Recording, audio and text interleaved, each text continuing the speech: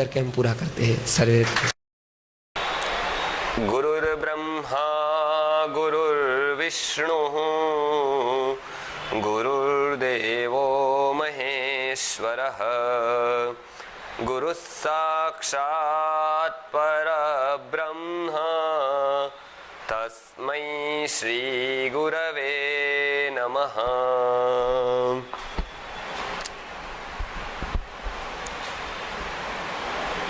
गुरुकुल शिक्षा पद्धति कार्यशाला वर्कशॉप में आप सबका स्वागत है।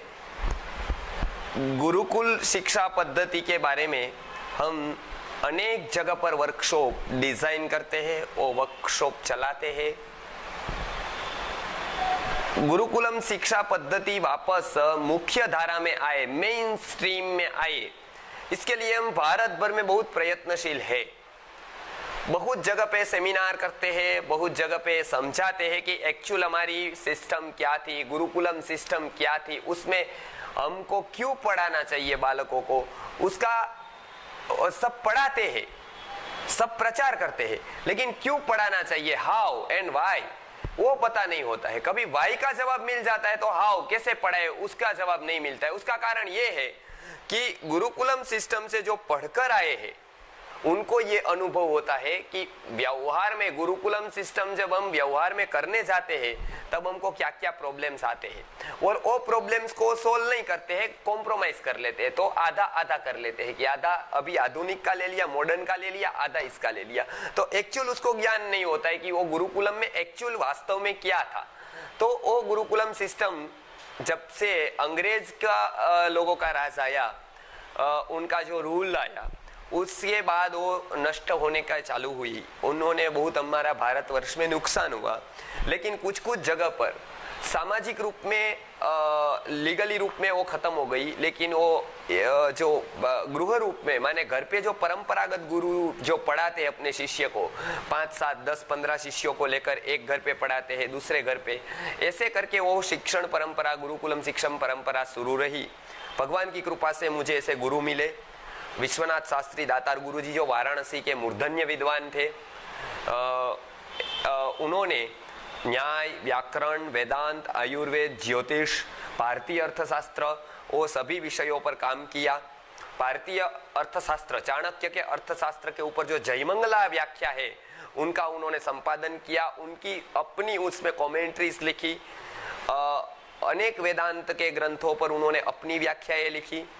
ऐसे वो मूर्धन्य विद्वान थे और प्रयत्नशील रहे कि गुरुकुलम शिक्षा वापस समाज में शुरू हो। तो इनका सानिध्य प्राप्त करने का हमको सुअवसर मिला। हम उनके साथ शायद 13 साल तक रहे। छोटे से थे, सबसे गए, तब युवा अवस्था तक हम उनके पास से सीखते रहे। उनके पास बैठकर अनेक विषयों का अध्ययन किया, अनेक गुरुकुलम को देखा। गुरुकुलम सिस्टम को हमने बचपन से ही अच्छी तरह से जाना। उनमें क्या क्या प्रॉब्लम आ सकते हैं, समाज में जब हम कार्य करने जाते हैं, सामाजिक रूप में जब उसको लागू करते हैं, तब क्या क्या व्यावहारिक बाधाएं आती है, वो देखा। उसके बाद हम वहां से आए, पुणे रहे, अहमदाबाद रहे। अनेक गुरुकुलम में हमने आचार्य के रूप में सेवाएं प्रदान की। अनेक जगह पर लघु गुरुकुलम का कंसेप्ट जो हमारा है वो चालू किया। गुरुजी की कृपा से फिर अहमदाबाद हमने अनेक गुरुकुलम में सेवा दी। अनेक गुरुकुलम करने की प्रेरणा दी हमको अनेक लोगों ने। अनेक सेमिनार से लेकर वर्कशॉप किया और गुरुकुलम के जो टीचर्स थे उनको ट्रेनिंग दी हमने। जैसे कि अहमदाबाद में हेमचंद्राचार्य गुरुकुलम है, वहाँ पे सभी शायद आधे टीचर्स जितने भी संख्या में हैं उनसे 50% टीचर्स को हमने ट्रेन किया है।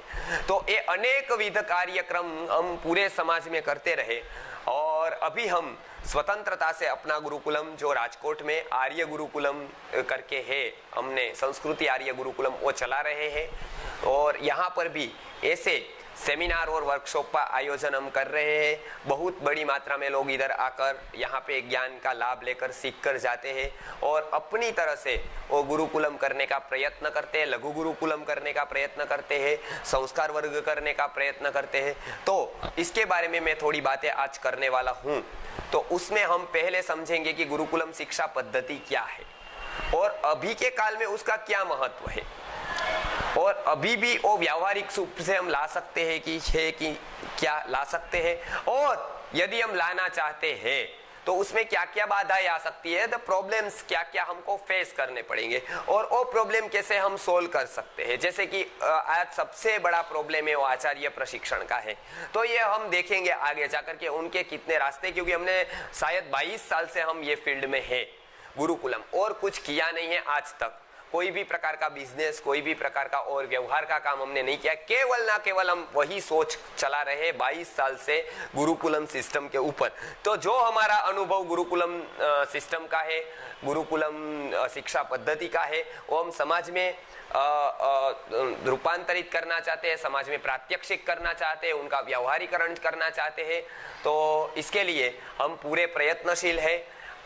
तो आज का जो मुख्य विषय है वो गुरुकुलम शिक्षा पद्धति का महत्व। तो गुरुकुलम शिक्षा पद्धति ये एक ऐसा वाक्य है, ऐसा सेंटेंस है कि वो सेंटेंस ही बताता है अपना अर्थ। वो सेंटेंस में जैसे कि 4 शब्द है, there are 4 words, Guru, coulomb, शिक्षा और पद्धति। That is the Guru coulomb शिक्षा पद्धति। ये 4 वर्ड्स मिलकर एक पूरा सेंटेंस बना है। इसमें सबसे पहला और हाईलाइट पॉइंट गुरु है। सबसे शुरू कहां से होता है? गुरु से। तो शास्त्रों में बताया गया है कि आचार्य शास्त्राधिगम हेतु नाम। चरक मुनि ने आयुर्वेद में सभी बातों में श्रेष्ठ क्या है, केंद्र बिंदु क्या है वो बताया है। जैसे कि पूरे की पूरी भारतीय अर्थव्यवस्था ले लीजिए, उसमें केंद्र में क्या है, वो सेंटर में क्या है, तो गाय और कृषि। वो भारतीय अर्थशास्त्र में जो इंडियन इकोनॉमी का सेंट्रल पॉइंट है वो काउ एंड एग्रीकल्चर है। ऐसे धर्म और अध्यात्म का सेंट्रल पॉइंट स्त्री है। स्त्री जो है वो धर्म और अध्यात्म का सेंट्रल पॉइंट है। स्त्री को जागरूक किया कि कोई भी धर्म अध्यात्म बढ़ेगा। आज आप धार्मिक क्षेत्रों में देखेंगे तो ज्यादा संख्या स्त्री की होगी। उसका कारण है कि स्त्री को यदि हमने शिक्षित किया तो हमारा धर्म भी बचेगा, अध्यात्म भी बचेगा, क्योंकि वो केंद्र बिंदु है। ऐसे गुरुकुलम में केंद्र बिंदु क्या है? तो गुरुकुलम में केंद्र बिंदु है आचार्य। आचार्य नहीं होगा तो कोई भी संस्था गुरुकुलम नहीं कही जाएगी, क्योंकि गुरु का कुल है। यदि गुरु है उससे माइनस तो इक्वल 0, क्योंकि गुरु मुख्य है। इसीलिए चरक मुनि ने बताया आचार्य शास्त्राधिगम हेतु नाम। वो गौण नहीं है, वो सेकेंडरी नहीं है, वो मुख्य है, क्योंकि वो व्यवस्था को जानता है। और जो व्यवस्था को जानता हो, चाणक्य जी बता रहे हैं, वही निर्णायक होना चाहिए। कोई भी निर्णय लेना है, डिसीजन लेना है, तो वो ज्ञानी ले। तो स्कूलिंग सिस्टम ये है कि वो टीचर कोई भी निर्णय नहीं ले सकता है, ट्रस्टी लेते हैं।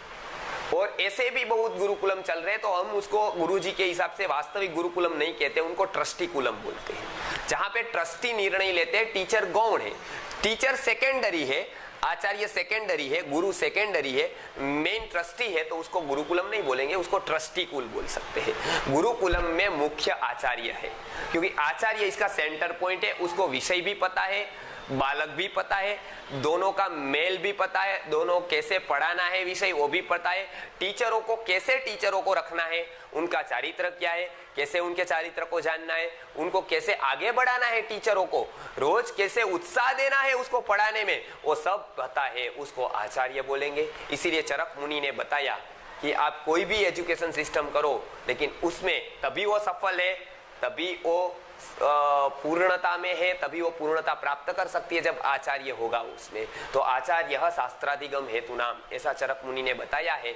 वो यथार्थ रूप में आज समाज में लाने की जरूरत है। गुरुकुलम तो बहुत जगह खुल रहे हैं, खुलेंगे, अवेयरनेस आ रही है, वो एक अच्छा लक्षण है, लेकिन आचार्य का महत्व है, तो आचार्य भी उतनी मात्रा में तैयार होना चाहिए, वो बहुत जरूरी है। और इसके लिए भी हम कार्यरत है, आचार्य नए नए आचार्यों को तैयार करने में।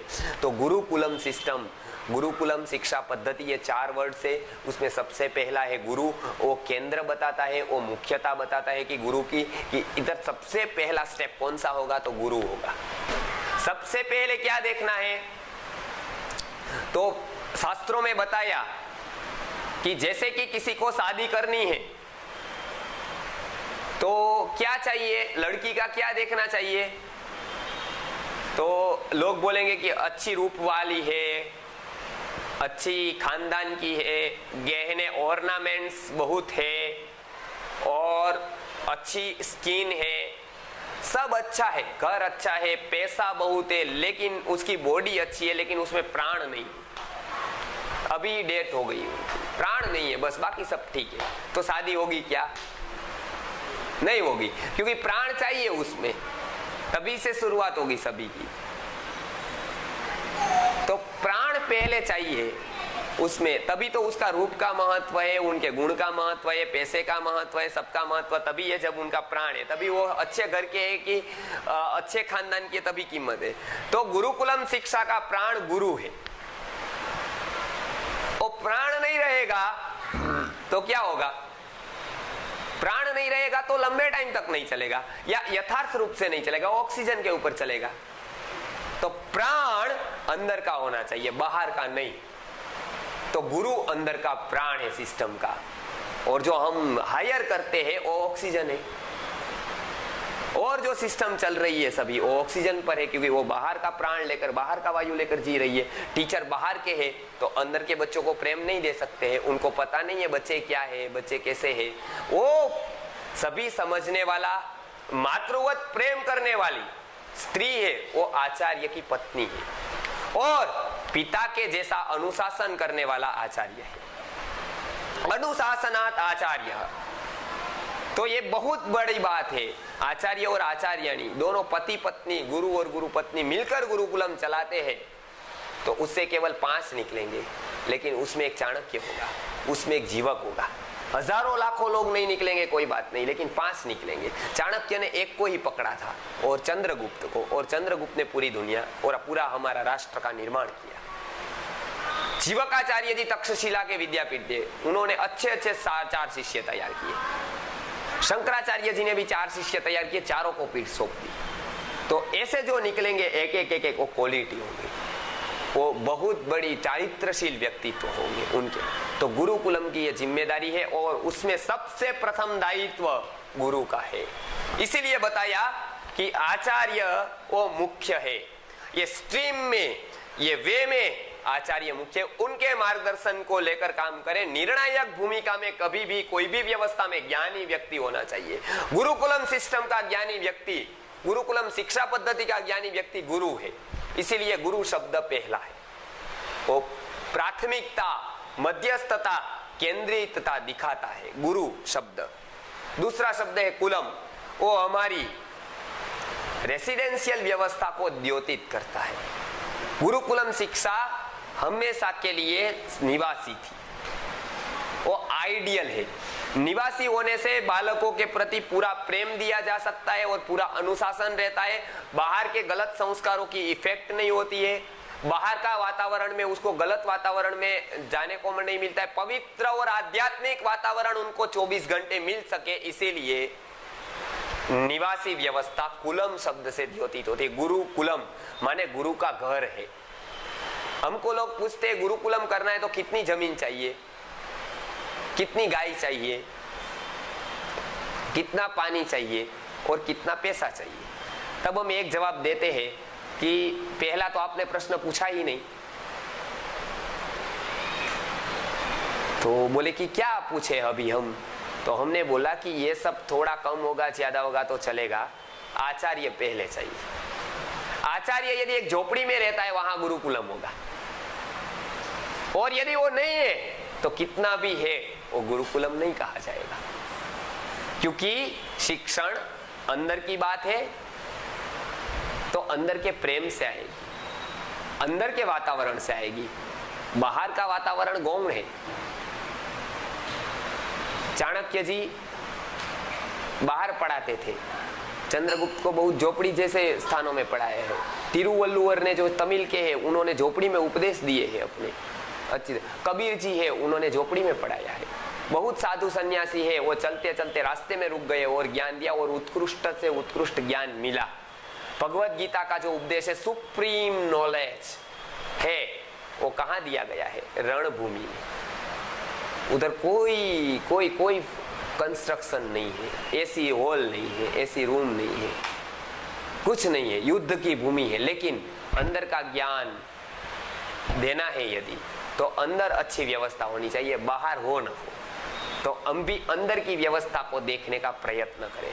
मैकॉले सिस्टम जब स्कूलिंग आई तो बाहर हमारी दृष्टि गई, तो बाहर का हम देखते हैं, बाहर कैसा है, बाहर कैसा है, वातावरण कैसा है, अंदर क्या पढ़ाते हैं, पढ़ाने वाले का हृदय कैसा है, पढ़ाने वाले का भाव कैसा है, पढ़ाने वाले का एम क्या है, हेतु क्या है, वो नहीं दिखाते हैं, वो देखना चाहिए। गुरुकुलम, कुलम माने गुरु जी का घर।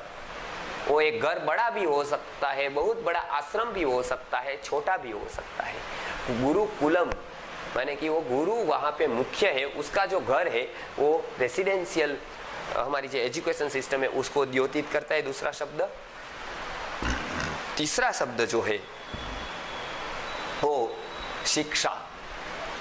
शिक्षा शब्द बहुत से अर्थों में शास्त्रों में प्रयुक्त हुआ है। तो शिक्षा शब्द विषय के बारे में भी है, कितनी शिक्षा ली, कितने विषय पढ़े, माने कि कितने विषय का अध्ययन किया। तो शिक्षा जो है शब्द, उसका यहाँ पे विषय ऐसा अर्थ है। तो विषय कौन से गुरुकुलम के, तो जितने जीवन के विषय है वो सभी गुरुकुलम के हैं, और सभी एक जगह पर वो सभी विषय सिखाए जाते हैं। जैसे प्राचीन गुरुकुलम में मुख्यतः से 18 से लेकर 28 विषयों का अध्ययन होता था, ऐसा शास्त्रों में वर्णन है। उसमें 6 दर्शन थे, 4 वेद थे, वेद के 6 अंग थे, और धातु शास्त्र है, हमारा शिल्प विद्या है, सभी और विद्याएं उसमें से है। वो सभी का प्रॉपर चैनल से, प्रॉपर वे से, प्रॉपर पद्धति से, एक आइडियल मेथड से अध्ययन होता था। तो ये विषय, ये कितने प्रकार के हैं, तो विषय बहुत है, ऐसे अगणित विषय है, लेकिन 18 से लेकर 28 तक होता था। उसमें से 14 विद्या और 64 कला मुख्य थी। 14 विद्या क्या है, तो बताया उसमें 4 वेद, ऋग्वेद, यजुर्वेद, सामवेद और अथर्ववेद, ये 4 वेद हो गए। अभी ये चारों वेद के 6 अंग, जो वेद तक पहुंचने का है, टेरेस पर जाना है तो स्टेप्स चाहिए, स्टीयर चाहिए, वो स्टेज जो है वहां तक पहुंचने के लिए वो अंग है। तो वेदों के अलग अलग विषय यदि जानना है हमको, वेद के अर्थ तक पहुंचना है, तो 6 अंगों का अध्ययन चाहिए। वो 6 अंग है व्याकरण, ज्योतिष, छंद, निरुक्त, शिक्षा और कल्प। ये 6 अंग का अध्ययन करने पर वेद के ज्ञान तक, वेद के अर्थ तक,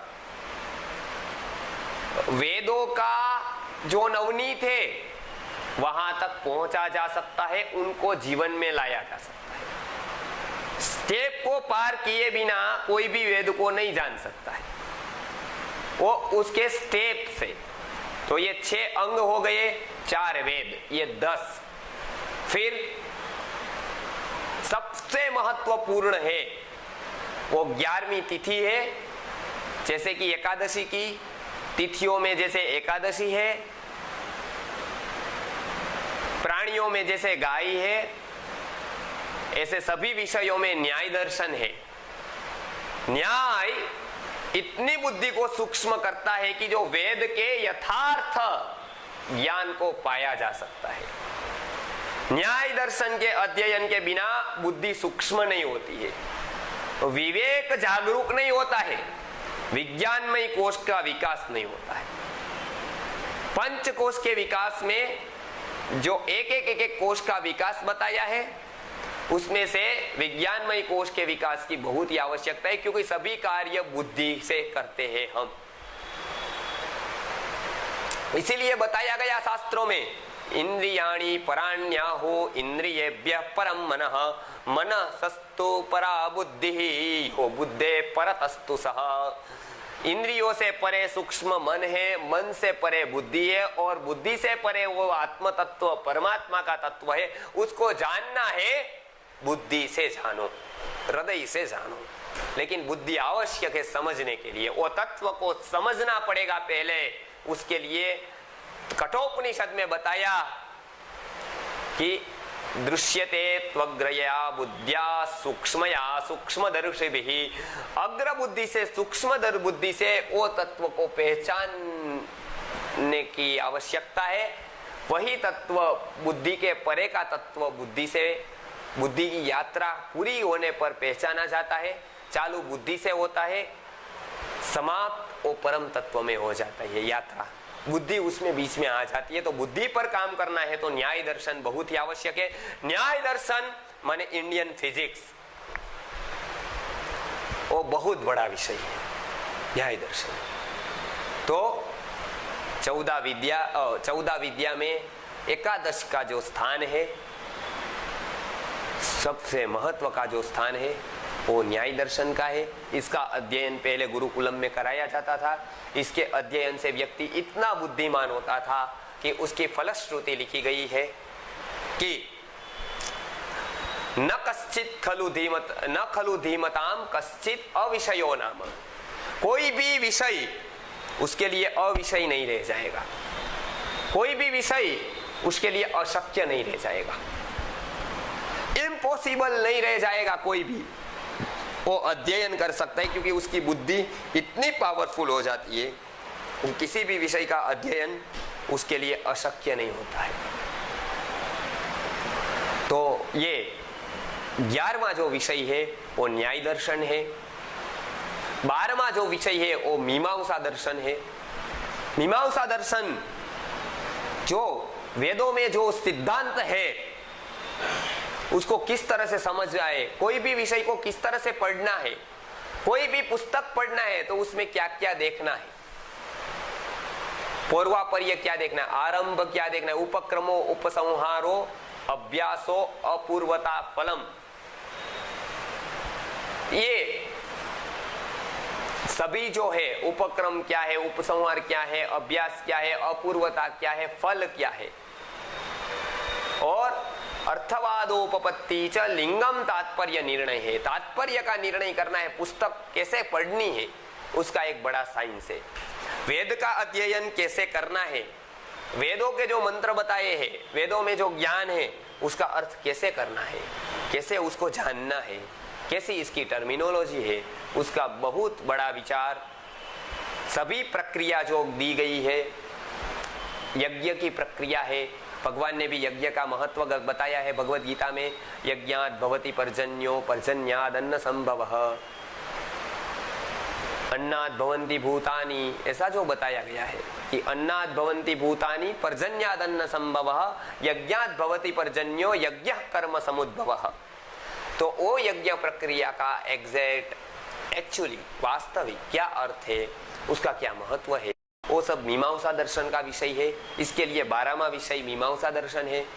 13वां दर्शन धर्मशास्त्र है, जो हमको आगे की यात्रा करनी है। मनुष्य के जीवन में हमको ये जन्म मिला है, उसे आगे का जन्म हमको बहुत अच्छा लेना है, विकसित होकर यहाँ से जाना है। भारत जैसी भूमि मिली है, सदगुरु जैसे हमको सदगुरु का सानिध्य मिला है, अच्छा आध्यात्मिक मार्ग मिला है। वो सब मिलने के बाद हम विकास न कर सके, ऐसा नहीं होना चाहिए।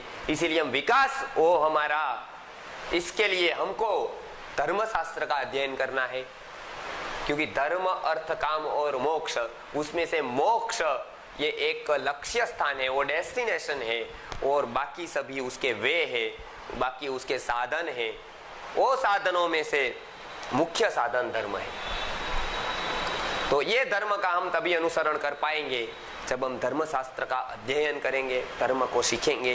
तो कौमारात आचरेत प्राज्ञ, ऐसा जो भागवत में बताया है, कुमार अवस्था में ही धर्म का अध्ययन करना है। तो उसके लिए गुरुकुलम शिक्षा वो संपूर्ण धार्मिक थी।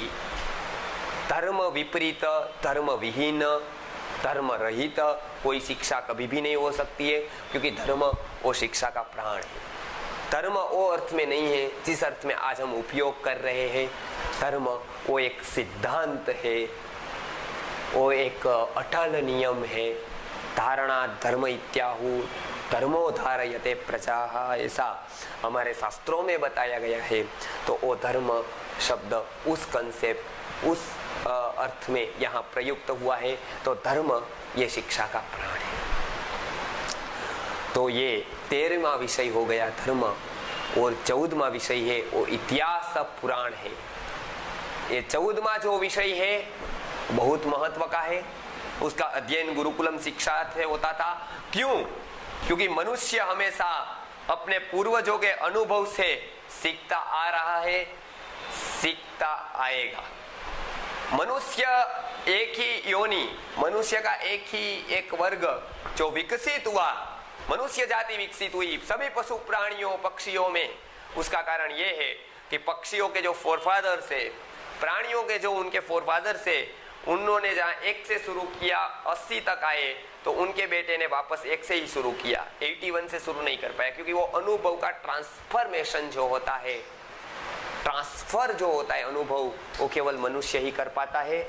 पशु पक्षी में वो शक्ति नहीं है, क्योंकि बुद्धि उनमें नहीं है। इसलिए मनुष्य को बुद्धि मिली है, अपने अनुभव को वो आगे की पीढ़ी को देकर जा सकता है। तो आगे की पीढ़ी जहां से उन्होंने काम पूरा किया है, वहां से आगे की पीढ़ी चालू कर सकती है। इसके लिए अपने पूर्व का, प्राचीन का इतिहास और पुराण का अध्ययन बहुत आवश्यक है। इसके अध्ययन से बहुत ही लाभ होता है, बहुत ही जानने मिलता है। पूर्व प्राचीन लोगों ने क्या क्या प्रयोग किए थे, क्या क्या ज्ञान पाया था, और वहां से हम उनसे मार्गदर्शन लेकर शुरू कर सकते हैं। तो हमको बहुत कुछ करना नहीं पड़ेगा, बहुत कुछ हमारे पास निधि पड़ा है, उसका केवल प्रायोगिक रूप में हमको उपयोग करना है, उनके केवल प्रयोग करने हैं। तो ये विषय, इसमें शिक्षा के विषय में जो 14वां विषय है वो धर्मशास्त्र में आएगा। तो ये 14 विद्या का अध्ययन गुरुकुलम पद्धति से होता था। आइडियल, आदर्श रूप में ये गुरुकुलम शिक्षा के विषय थे। और 64 कला थी, 64 क्लास थी। वो अभी के अभी हम नेक्स्ट वीडियो करेंगे, तो एक एक कला के ऊपर हम बताने वाले हैं। तो और ये शिक्षा, ये तीसरा विषय, ये तीसरा शब्द है। अभी चौथा शब्द है पद्धति, मेथड। उत्कृष्ट से उत्कृष्ट ज्ञान देना है तो उसको अच्छी से अच्छी मेथड से देना चाहिए। मेथड यदि गलत है, मेथड यदि अच्छी नहीं है, तो अच्छे से अच्छा ज्ञान ट्रांसफर नहीं हो पाएगा। इसीलिए उपनिषद में 26 पद्धति बताई गई है अलग अलग प्रकार की। उसमें से विद्यार्थियों को यदि पढ़ाना है तो संवाद पद्धति सबसे उत्कृष्ट पद्धति है। टू वे कन्वर्सेशन, वो आइडियल है, आदर्श है। शिष्य को कुछ प्रश्न होता है, वो पूछता है, गुरु जवाब देता है। और कभी गुरु शिष्य के ज्ञान को तो करने के लिए, शिष्य को ज्ञान को जानने के लिए कितना पचाया है वो देखने के लिए उनको प्रश्न पूछते, तो शिष्य जवाब देता है। तो प्रश्नोत्तर रूप में परस्पर संवाद से जो ज्ञान मिलता है वो हृदय में जाता है, हृदय तक पहुंच जाता है। इसके लिए भगवत गीता ये उत्कृष्ट एक ग्रंथ है। जगत का सबसे उत्कृष्ट ग्रंथ जो भगवत गीता है, वो भगवत गीता में कौन सी मेथड का उपयोग किया गया, तो वो संवाद पद्धति का उपयोग किया गया। अर्जुन पूछता है तो भगवान जवाब देते हैं, और कभी अर्जुन ने नहीं पूछा तो भगवान बोलने का शुरू करते हैं, क्योंकि ये संवाद पद्धति है। तो 26 पद्धतियों में से संवाद पद्धति ये सबसे उत्कृष्ट पद्धति है। ऐसी 26 पद्धतियां उपनिषदों में बताई गई है। लेकिन अगले सेशन में, अभी हम जब मिलेंगे तभी इस तरह के 26 पद्धतियों का, अलग अलग पद्धतियों का वर्णन करेंगे। तो ये 4 शब्द के बारे में हमने जाना, गुरु, कुलम, शिक्षा और पद्धति। ये एक वाक्य ये 4 शब्दों से बना है। चारों शब्दों का बहुत ही महत्व है। तो इस तरह से हमको थोड़ी बहुत अभी जो ज्ञान मिला गुरु, कुलम, शिक्षा, पद्धति का, उसको हम जीवन में लाने का प्रयत्न करेंगे। गुरुकुलम शिक्षा पद्धति के ऊपर का हमारा जो भाव है वो बढ़ाएंगे, इनका महत्व समझेंगे। हर एक जगह पर ऐसी पद्धति आंशिक रूप में भी शुरू हो, थोड़ी बहुत चालू हो, ऐसा हम प्रयत्न करेंगे। तो जो ऋषियों का, गुरुओं का जो हमारे पर उपकार है, वो ऋण से हम मुक्त होने का प्रयत्न करेंगे, वो मुक्त होते जाएंगे। इतना कहकर हम अभी ये सेशन की समाप्ति करते हैं। अगले सेशन के लिए हम अवश्य मिलेंगे। आप इसको देखते रहिए, जानते रहिए, गुरुकुलम शिक्षा के बारे में आगे बढ़ते रहिए। हम साथ हैं आपके, आप आगे बढ़िए। हम उचित मार्गदर्शन देंगे और गुरुकुलम शिक्षा पद्धति में प्रचार करने में, गुरुकुलम शिक्षा पद्धति को पुनः स्थापित करने के लिए हम प्रयत्नशील रहेंगे। ऐसी भगवान को प्रार्थना करके अभी ये पूरा करते हैं। सर्वेत्र सुखिनः सन्तु, सर्वे सन्तु निरामयाः, सर्वे भद्राणि पश्यन्तु, मा कश्चित् दुःखम् आप्नुयात्। नमस्कार। गुरुकुलम शिक्षा पद्धति के बारे में बात करने के लिए तथा गृह शिक्षा के विषय पे जानने के लिए हम सब एकत्रित हुए हैं। आइडियल पेरेंटिंग माने कि बालकों को आदर्श गृह शिक्षा कैसे दी जाए, इस विषय में हम थोड़ी सी बात करेंगे। कहा जाता है कि माँ ही बच्चे की पहली गुरु है और घर ही बच्चे के लिए पहली पाठशाला है।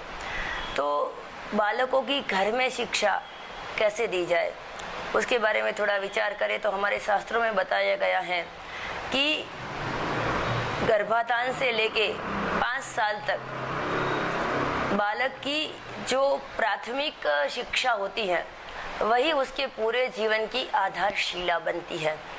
पूरे जीवन में जो वो संस्कार ग्रहण करता है वो, और एक तरफ वो 5 साल के अंदर जो संस्कार ग्रहण करता है उसकी तुलना करें तो 0 से लेके 5 ईयर तक के जो संस्कार उसे इनफॉर्मल मिलते हैं, न जानते न समझते हम उसको देते हैं, वो उसके पूरे जीवन के संस्कारों से भी वो पलड़ा भारी हो जाता है। क्योंकि उस समय वो जो सुनता है, जो कहता है, जो समझता है, वो जानता है, उसमें वो उसकी सभानता नहीं होती है। इसीलिए वो संस्कार बहुत ही गहरे होते हैं, एकदम जिसके ऊपर उसकी श्रद्धा होती है, बहुत ही श्रद्धा होती है, उसकी ही बात वो मानता है। इसीलिए माँ का शब्द बालक के लिए वेद वाक्य है। तो माँ का ये दायित्व है, माँ का ये कर्तव्य है अपने शिशु के प्रति भी और अपने संतान को जन्म देने से समाज के प्रति भी, कि अपने संतान बड़ी होकर समाज में एक उत्तम नागरिक सिद्ध हो। तो गृह शिक्षा के अंतर्गत कुछ बातें ऐसी हैं जो हर पति पत्नी को सुननी चाहिए और जीवन में उतारनी चाहिए। विवाह से पूर्व ही निश्चित हो कि कब हम गर्भाधान करेंगे, उसके लिए शुद्धिकरण करना, उसके लिए पूर्व तैयारी करना, वो हर दंपति करे।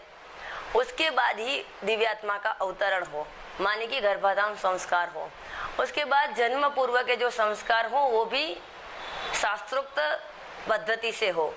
जातकर्म संस्कार के बाद ही बच्चे की जो आया है उसकी शिक्षा की शुरुआत हो जाती है। तो 4 महीने तक उसकी निरीक्षण शक्ति बढ़े, इसीलिए माँ और शिशु दोनों को ज़्यादा से ज़्यादा एकांत मिले, ऐसी व्यवस्था की जाए जो हमारे समाज में कई सालों से, कई सदियों से चल रही थी। पिछले 100-150 साल में वो पूरी परंपरा, वो पूरी जो हमारी एक पद्धति थी प्रसूता की, शुश्रूषा करने की, उसे एकांत में रखने की, वो धीरे धीरे लुप्त होती जा रही है, नष्ट होती जा रही है। तो उसे पुनः स्थापित करना चाहिए ताकि बालक की निरीक्षण शक्ति बढ़े और बालक मेधावी और बुद्धिमान हो।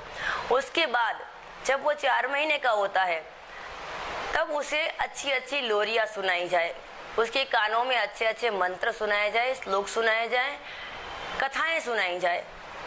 और जब वो 2.5 साल का होता है तब कथा कथन माने की कहानियों के द्वारा उसको बोधप्रद शिक्षा दी जाए, उसको ऐसा बोध मिले कि उसे जीवन में कुछ आगे बढ़ना है, कुछ बड़ा बनना है, समाज के लिए, माता पिता के लिए, राष्ट्र के लिए, विश्व के लिए और स्वयं अपने आत्म कल्याण के लिए कुछ करना है। ऐसा उसके अंदर स्वयं निर्माण हो, वो खुद कुछ करना चाहे तो वही अच्छा है। कोई भी नियम, कोई भी बात किसी के ऊपर थोप के करवाई जाए तो वो ज्यादा दिनों तक रहती नहीं है, टिकती नहीं है। तो बच्चा स्वयं संस्कार ग्रहण करे, अच्छा मनुष्य बनने का प्रयत्न करे, परापूर्व से पूर्व जन्म के उसके जो दुष्संस्कार, कुसंस्कार उसके साथ आए हैं उसको कम करने का भी उद्यम करे, प्रयत्न करे, और सुसंस्कारों को, अच्छे संस्कारों को बढ़ाने के लिए भी उद्युक्त हो, प्रयत्नशील हो। तो ऐसे उसे अनौपचारिक शिक्षण दिया जाए 5 साल तक।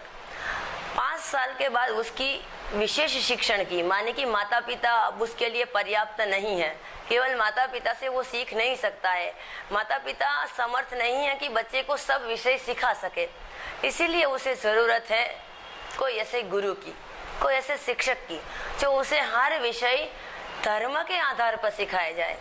आज भी हर शाला में, हर स्कूल में सभी विषय सिखाए ही जाते हैं, गणित सिखाया जाता है, विज्ञान सिखाया जाता है, समाज शिक्षण दिया जाता है, शारीरिक शिक्षण दिया जाता है, भाषाएं सिखाई जाती हैं, इतिहास सिखाया जाता है, भूगोल सिखाया जाता है, सभी बातें सिखाई जाती है, लेकिन उसके आधार में धर्म ही नहीं है, उसके आधार में भगवान ही नहीं है, उसके आधार में दूसरों के लिए कुछ करने की भावना ही नहीं है, कृतज्ञता ही नहीं है, भावात्मकता ही नहीं है।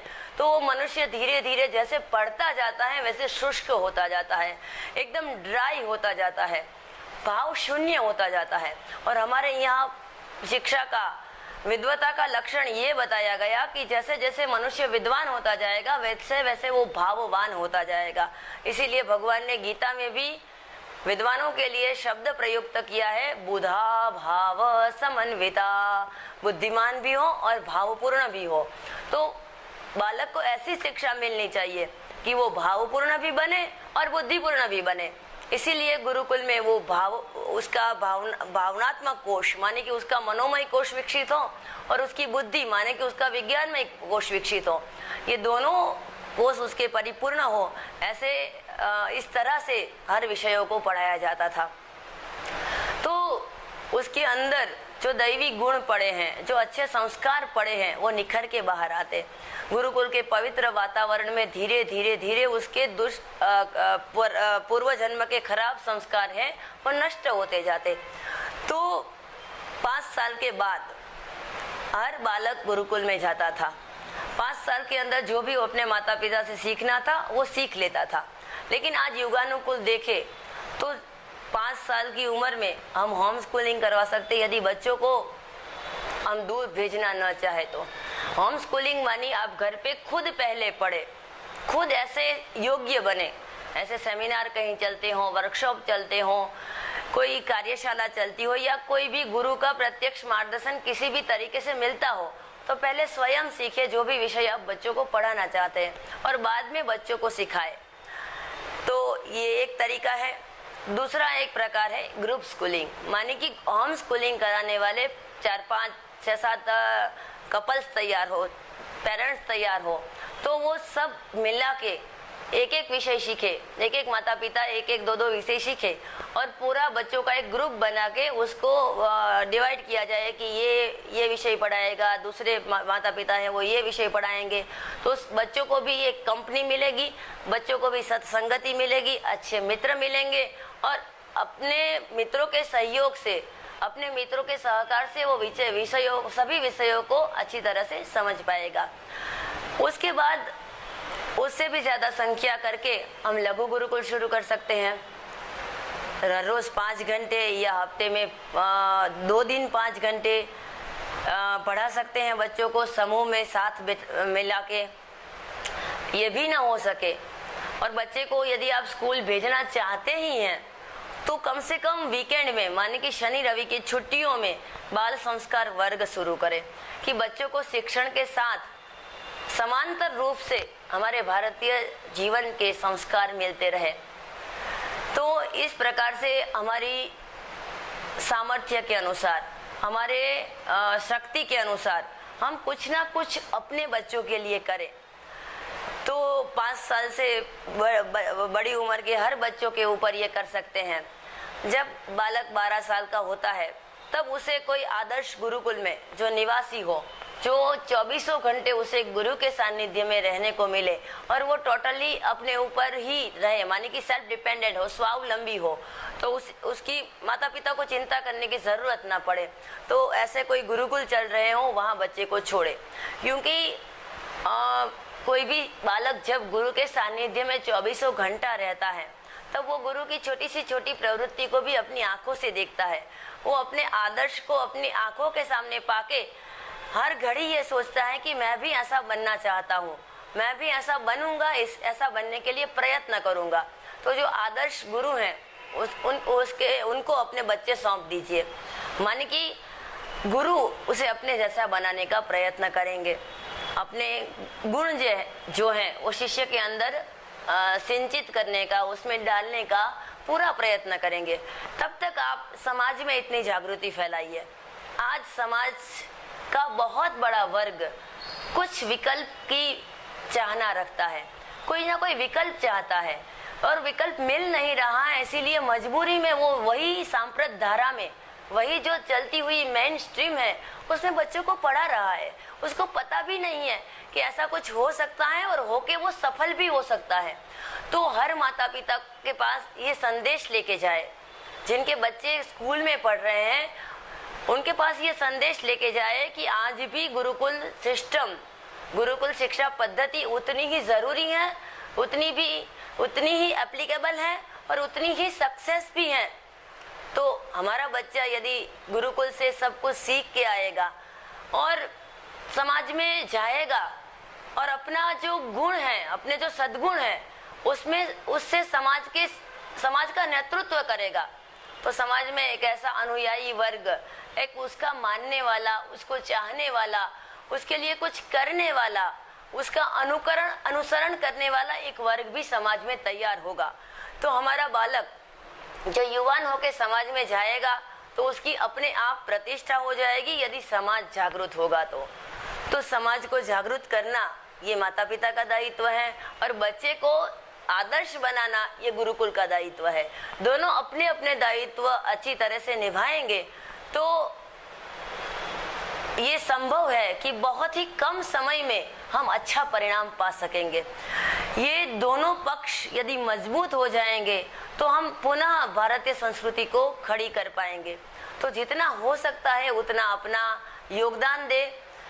जहाँ कहीं भी ऐसे गुरुकुल चलते हैं उनको किसी भी तरह से प्रोत्साहन दे, अपने बच्चे दे, अपने बच्चों के भविष्य के बारे में अच्छा सोचने वाले हर माता पिता के पास जाके ये संदेश पहुंचाएं कि यदि हमारे बच्चे हमारे ही रहें ऐसा हम चाहते हैं तो उसे भारतीय पद्धति से ही पढ़ाएं, उसे जड़ पद्धति से पढ़ा के उसे जड़ न बनाए, भाव शून्य न बनाए, बल्कि उसमें कृतज्ञता, भावपूर्णता, तेजस्विता और ज्ञान पिपासा जैसे गुण जागृत हो। इसीलिए उसको गुरुकुल शिक्षा पद्धति से ही पढ़ाए, चाहे वो होम स्कूलिंग हो, चाहे वो ग्रुप स्कूलिंग हो, चाहे वो लघु गुरुकुलम हो, चाहे वो बाल संस्कार वर्ग हो और चाहे या पूर्ण गुरुकुल हो। इतने सारे विकल्प हमारे सामने हैं। कोई भी विकल्प जो हमारी योग्यता के अनुरूप हो, हमारे सामर्थ्य के अनुरूप हो, हमारे संगठन के अनुरूप हो, वो हम अप्लाई करें, हमारे जीवन में लाने का प्रयास करें, ताकि हम आगामी पीढ़ी को अच्छे संस्कार देके भारत का पुनर्निर्माण कर सके। तो आज समाज में जो भी हमारे जैसे गुरुकुल से पढ़ के निकले हुए लोग काम कर रहे हैं, उनको समाज के सहयोग की, समाज के साथ की आवश्यकता है। तो समाज सहयोग करेगा। आज तक हमें समाज का सहयोग मिलता रहा है और भविष्य में मिलता रहेगा, ऐसी हमारी अपेक्षा है। तो समाज के अंतिम व्यक्ति तक ये विचार पहुंचे, समाज की अंतिम व्यक्ति जागरूक हो और जो जड़ पद्धति चल रही है, मनुष्य को राक्षस बनाने वाली ये जो साक्षरता है, उसको हमें संस्कारिता की ओर ले जाना है। तो उसके लिए हम प्रयत्नशील बने और जो भी ऐसे गुरुकुल शिक्षा पद्धति से पढ़ के गुरुकुल शिक्षा पद्धति के लिए कुछ कर रहे हैं उनको साथ सहयोग दे, ऐसी ही हमारी अपेक्षा है। नमस्कार। योगेन चित्तस्य पदेन वाचां मलं शरीरस्य च वैद्यकेन योपाकरोत्तं प्रवरं मुनीनां पतञ्जलिं प्राञ्जलिरान्नतोऽस्मि।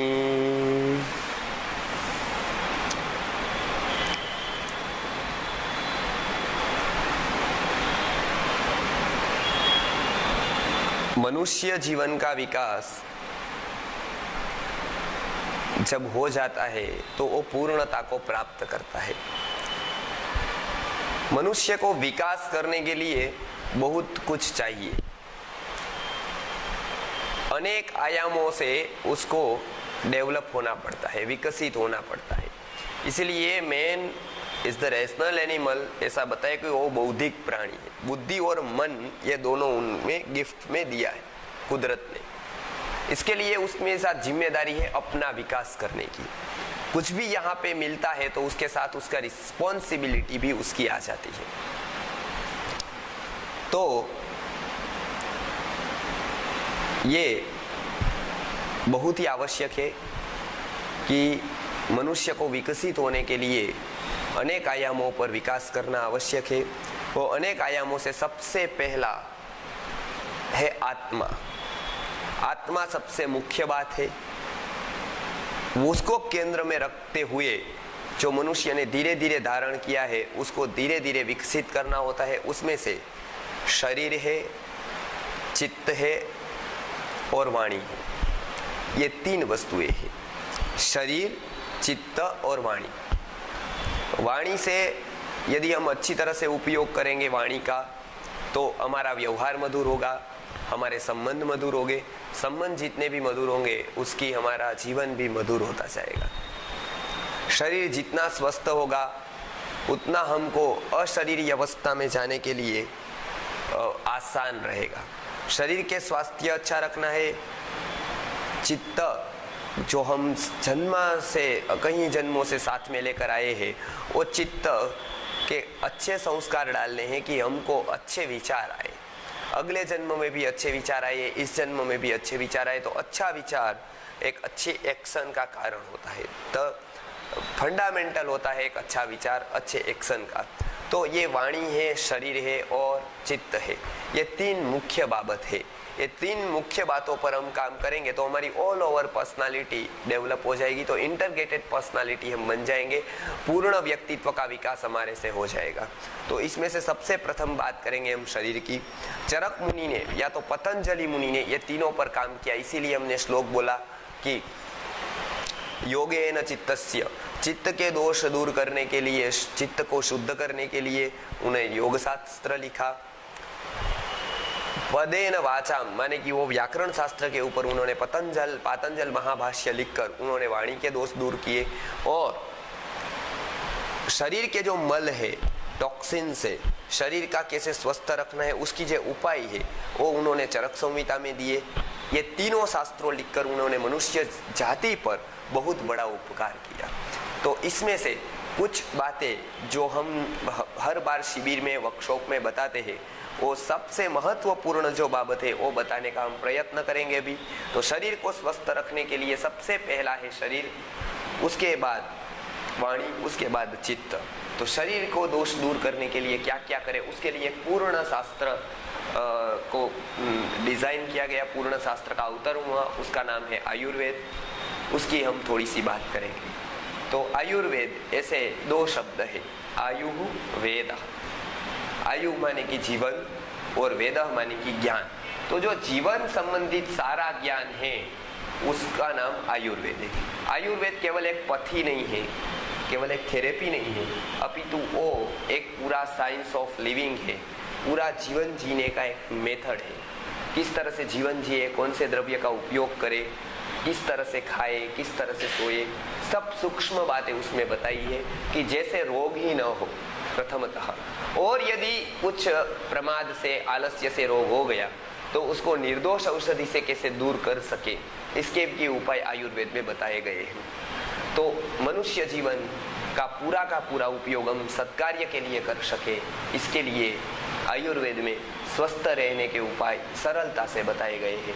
एक और प्रयोजन आयुर्वेद का बताया गया है कि अथ भूत दयाम प्रति, ये जो शास्त्र है वो चिकित्सा वो धन के लिए नहीं है, पैसे के लिए नहीं है, अपितु लोगों के दुख दूर करने के लिए, लोगों की जो व्याधि है वो दुख दूर करने के लिए, उनकी व्याधि दूर करने के लिए हमको ये चिकित्सा करनी है। इसीलिए महाभारत में भी रंतिदेव ने बोला है, उन्होंने बताया है कि न त्वहम कामये राज्यम न स्वर्गम न पुनर्भवम कामये दुख तप्तानाम प्राणिनाम अर्तिनाशनम। मुझे पुण्य नहीं चाहिए, स्वर्ग नहीं चाहिए, सुख नहीं चाहिए और कुछ नहीं चाहिए, किंतु जो दुख से, व्याधियों से, रोगों से जो प्राणी तप्त हो गए हैं उनको निरोगी करने के लिए मुझे शक्ति दो, ऐसा वो धन्वंतरी के पास मांगते हैं। तो आयुर्वेद का ये एक प्रथम उद्देश्य ये है कि लोगों की सेवा हो, लोगों को स्वास्थ्य का प्रचार हो, और वही व्यवस्था है। हॉस्पिटल चाहे 1000 या लाख भी हो जाए तो भी रोगी कम नहीं होंगे, बढ़ेंगे। जैसे जैसे हॉस्पिटल बढ़ी तो रोगी कम होने चाहिए या बढ़ने चाहिए? कम होने चाहिए, लेकिन उल्टा हो रहा है, रोगी बढ़ते जा रहे हैं, क्योंकि हॉस्पिटल हमारी व्यवस्था नहीं है। आयुर्वेद ये हमारी व्यवस्था है। तो राजवेद जीवक जी ने भी बताया था कि हर एक ग्राम में एक वैद्य होगा तो हर एक ग्राम स्वास्थ्य की दृष्टि से बहुत अच्छी तरह से आगे कर पाएगा, शरीर को स्वस्थ रख पाएगा, आहार के, विहार के, व्यवहार के नियम को जान पाएगा, स्वस्थ वृत्त का पालन होगा तो सद्वृत्त आसानी से आ सकेगा।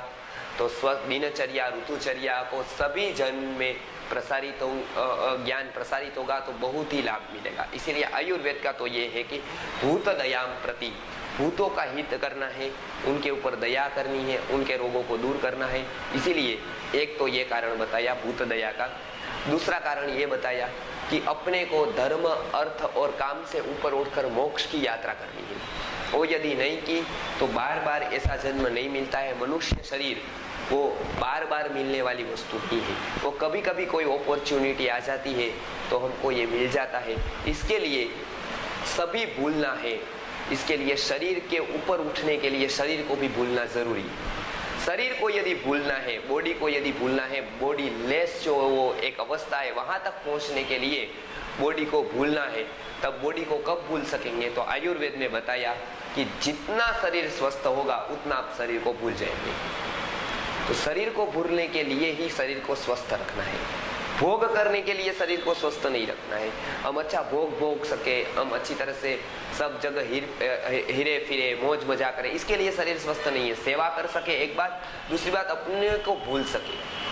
अशरीरी अवस्था पानी है तो इसको भूलना जरूरी है। तो शरीर को, जैसे कि आपको हेडेक है तो आपको पूरे दिन सर याद आएगा कि इधर सर है, लेकिन आपको शरीर, सर एकदम स्वस्थ है, सिर स्वस्थ है, आपका हेड स्वस्थ है तो आपको हेड याद ही नहीं आएगा। आपके लेग स्वस्थ है, यदि पैर, लेग्स जो है आपके वो स्वस्थ है तो आपको लेग याद ही नहीं आएंगे। लेकिन कुछ भी उधर हुआ, चोट लग गई या फिर उसको वायु का विकार हो गया और पेन हो गया तो आपको बार बार पैर की याद आएगी। आप ध्यान नहीं कर पाएंगे, ध्यान करेंगे तो पैर में बन जाएगा।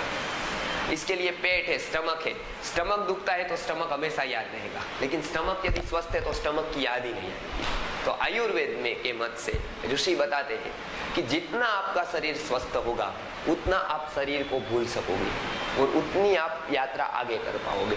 तो इसके लिए शरीर को स्वस्थ रखना बहुत जरूरी है, अपना व्यक्तिगत शरीर स्वस्थ रखना बहुत जरूरी है। इसके लिए आयुर्वेद में बहुत से नियम दिए गए हैं, उसको हम ऋतुचर्या से, दिनचर्या से जानते हैं।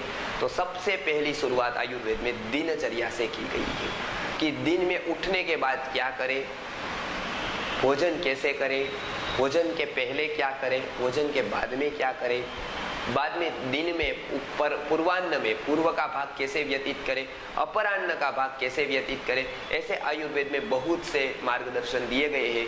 तो इसके लिए बाद में यदि जो पालन करता है यदि, तो आयुर्वेदो उपदेशेषु विधेयो परमादरः, ऐसा भाव प्रकाश मुनि ने बताया कि आयुर्वेद के जो उपदेश है उसमें परम आदर रखना चाहिए। क्यों? क्योंकि यदि स्वस्थता से जीना है, हमें प्रसन्न आत्मेन्द्रिय मनः ऐसे स्वस्थ बनना है तो आयुर्वेद के उपदेश का पालन करना जरूरी ही नहीं, अनिवार्य बन जाता है। और आयुर्वेद केवल शरीर के स्वस्थ को स्वास्थ्य नहीं बोलता है। आयुर्वेद में बताया है कि समदोष समाग्निश्च समधातु मलक्रियः प्रसन्न आत्मेन्द्रिय मनः स्वस्थ इत्यभिधीयते। तो जिसकी सम धातु है, सम मल क्रिया है और उनकी प्रसन्न आत्मा है, मन है, इंद्रियों का उपशम है, तो ऐसा व्यक्ति स्वस्थ है। तो स्वास्थ्य की इतनी बड़ी डेफिनेशन कोई पथी में नहीं बताई है जिसकी जितनी आयुर्वेद में बताई गई है। तो इसीलिए आयुर्वेद का हर एक उपदेश को हम जब पालन करेंगे तब हम स्वास्थ्य का अनुभव करेंगे, एक शांति का जीवन जी सकेंगे।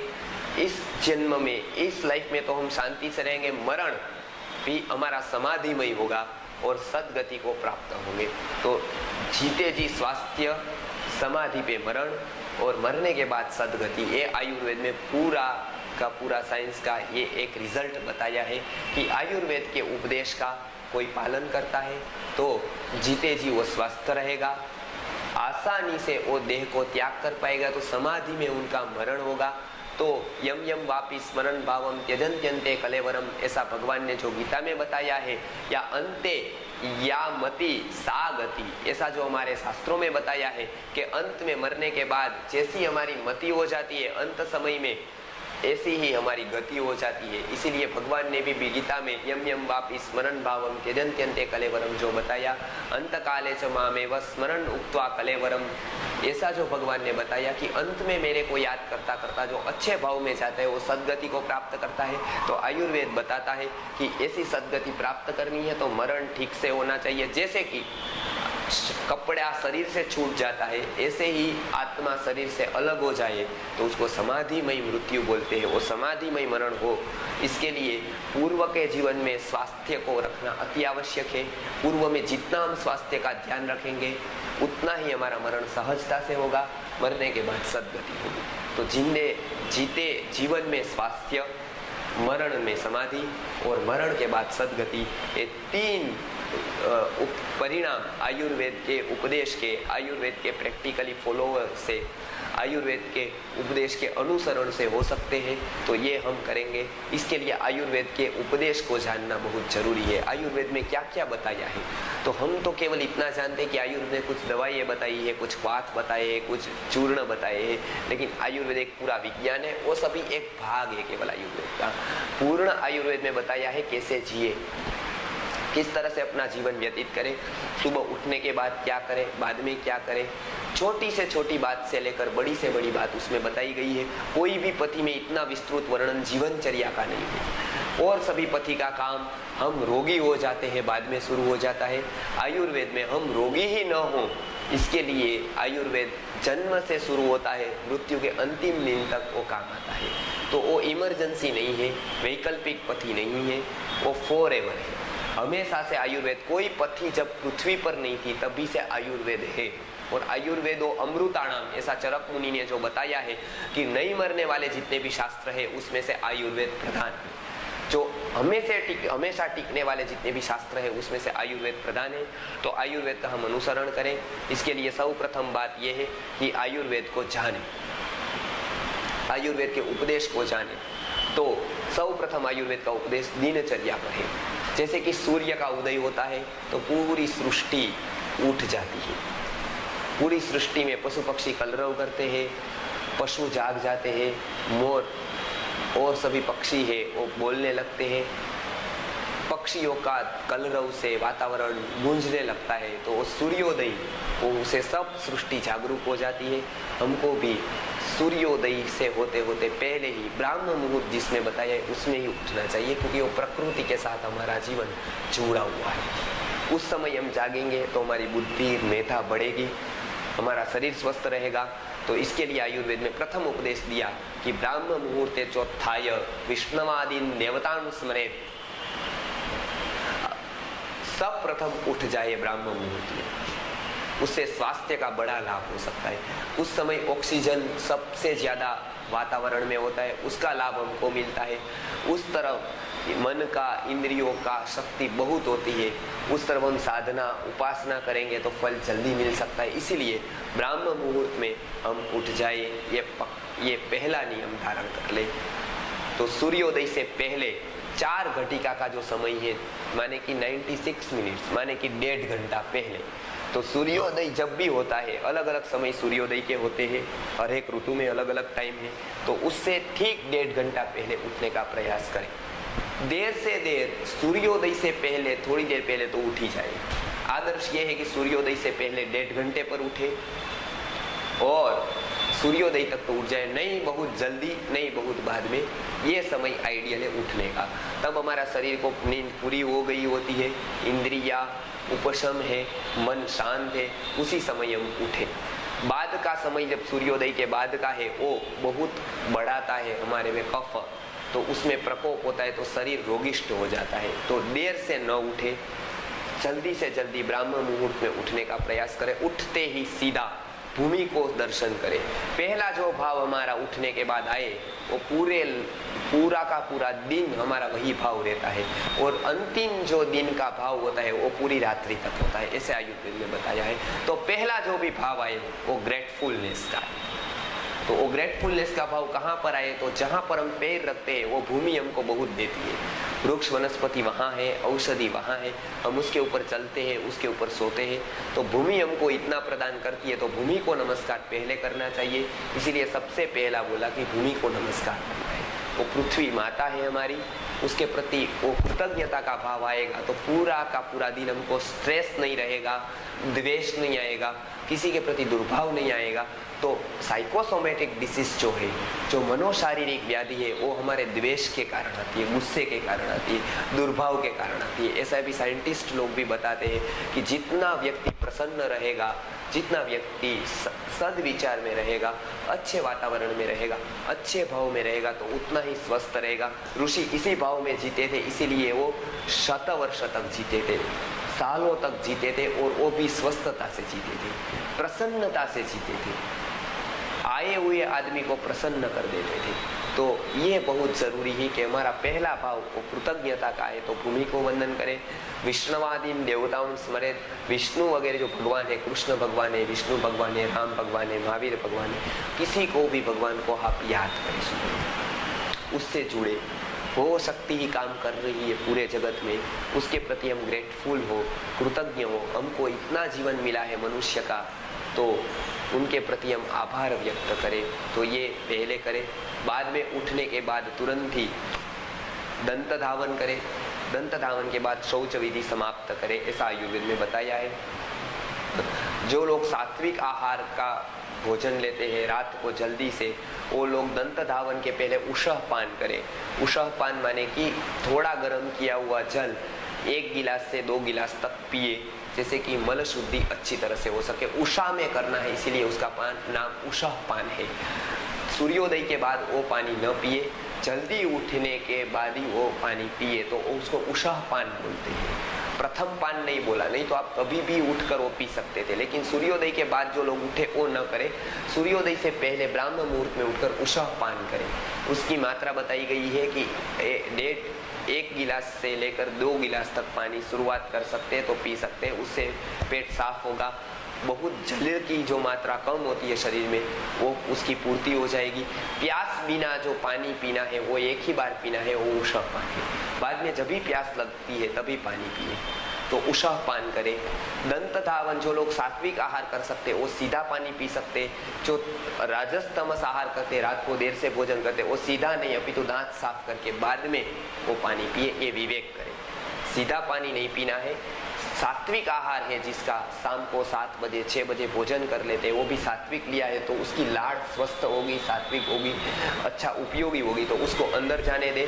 और रात को यदि देर से आप पानी पीते हो, भोजन करते हैं तो, और तामसी राजसिक अन्न खाते हैं, तो वो लाड़ अच्छी नहीं होगी, तो उसको बाहर निकालने के बाद पानी। ये शास्त्रों में, आयुर्वेद के शास्त्र के हिसाब से बताया है। तो ये पहला नियम याद रखें कि दंत धावन या उषः पान पहले करें, दंत धावन बाद में करें, या तो दंत धावन करके बाद में उषः पान करें। सात्विक है तो सीधा उषः पान कर सकते हैं, पानी के साथ लाड़ जा सकती है यदि रात को सही भोजन किया। यदि नहीं किया है तो लाड़ को बाहर निकालने के बाद उषः पान करें।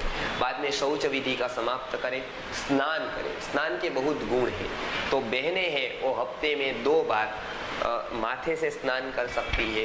रोज स्नान करेगी तो उसके बाल गीले रहेंगे तो उसको बहुत तकलीफ होगी, तो रोज बहनों को माथे से स्नान नहीं करना है, गले से नीचे से स्नान करना है। पुरुषों को रोज माथे से स्नान करना है। तो ये दोनों का विवेक करें कि पुरुषों को और स्त्रियों के दोनों नियम अलग अलग है। फिर स्नान करने के बाद तुरंत गुगुल धूप ले, गुगुल का धुआं करें और गुगुल धूप पूरे घर में फैला दे। तो गुगुल एक ये वनस्पति का गोंद है और उसका हम गाय के कंडे में, गाय का कंडा है वो बहुत ही ऑक्सीजन देता है, उसका धूप जो गाय के कंडे का है वो बहुत ही आरोग्यदायी है। गाय ही आरोग्यदायी इतनी है, उसका जो गोबर है, उसके बने जो कंडे हैं, उसका धूप रोज करने से और उसमें गुगुल डालकर जो धूप करने से बैक्टीरियल और वायरल इन्फेक्शन नहीं होते। तो रोज सुबह उठकर स्नान करने के बाद हो सके तो खुले शरीर से उसका धूप ले और पूरे घर में उसका धूप फैलाए, उससे बहुत ही स्वास्थ्य बढ़ेगा, ओरा पॉजिटिव हो जाएगी, जो पूरा वातावरण है वो प्रसन्न हो जाएगा। बाद में जो देवता है उसका जो पूजा अर्चना करते हैं, जप करते हैं, वो बाद में करें स्नान धूप के बाद। और बाद में लघु आहार में लोग पूछते हैं कि क्या खाना चाहिए, तो आयुर्वेद में बताया है, प्रातः भोजनम वाग्भट में बताया है। संस्कृत और न्याय दर्शन जो जानते हैं वो संस्कृत जैसा लिखा है उसके अनेक अर्थ होते हैं। तो ये एक अर्थ करने के लिए उसमें न्याय दर्शन की आवश्यकता है, मीमांसा दर्शन की आवश्यकता है, संस्कृत की आवश्यकता है। इसके लिए अनेक व्याख्याओं प्रमाणभूत है आयुर्वेद के ग्रंथों के ऊपर। तो मूल संस्कृत में वाग्भट में ऐसा बताया प्रातः भोजनम, उसके व्याख्याकार ने ऐसी व्याख्या की है कि प्रातः माने क्या गिनना है, तो सुबह का जो दूसरा प्रहर है उसका जो मध्य भाग है उसके समय भोजन करें। माने सुबह उठते हैं तो सूर्य जैसे जैसे ऊपर उठता है ऐसे ऐसे हमारी जठराग्नि प्रदीप्त होती है, वो एक्सट्रीम लेवल पर तब आ जाती है जब सूर्य मध्य में पहुंच जाता है। तो 10:30 से 12 का जो समय है वो आइडियल समय है भोजन करने के लिए। सुबह जल्दी भोजन करने का ऐसा नहीं है, किंतु प्रातः भोजन का अर्थ ये किया है शास्त्रों में कि जो सूर्य जब मध्य में आ जाए तब हमारी जठराग्नि पूर्ण रस वाली हो जाती है। तो 10:30 से 12 बजे तक भोजन कर ले। उससे पहले यदि भूख लगे तो लघु भोजन कर सकते, उसमें दूध है। अभी कोई लोग ऐसा बताते हैं कि दूध सुबह नहीं पीना चाहिए, तो उस आज का साइंस ऐसा बता रहा है कि सूर्य की धूप में दूध नहीं पचता है, वो आज के साइंस का मत है, आयुर्वेद का वो मत नहीं है। आयुर्वेद में रसायन वस्तु जितनी गिनी गई है उसमें से दूध अग्रता में है। गो दुग्धम क्षीराणाम, ऐसा चरक मुनि ने चरक सूत्र में बताया है। गाय का दूध सुबह और शाम, गाय जब दूध देती है वही दूध लेने का हमको पीने का समय है। गाय इसीलिए देती है कि हमारा पीने का समय वही है। तो वो थोड़ी बहुत गलत फहमी है कि शाम को ही दूध लेना है, सुबह दूध नहीं लेना है, तो ऐसा नहीं है। सूर्य की गर्मी में दूध पचता नहीं है, ये आयुर्वेद का मत नहीं है। वो आज के साइंस ऐसा बता रहा है कि गर्मी में दूध नहीं पचता। आयुर्वेद में रसायन के बहुत से क्रम बताए हैं। इसमें नित्य सेवनीय जो वस्तु है उसमें गोदुग्ध है और उसका समय सुबह और शाम का है, और छाछ का समय दोपहर के भोजन के बाद।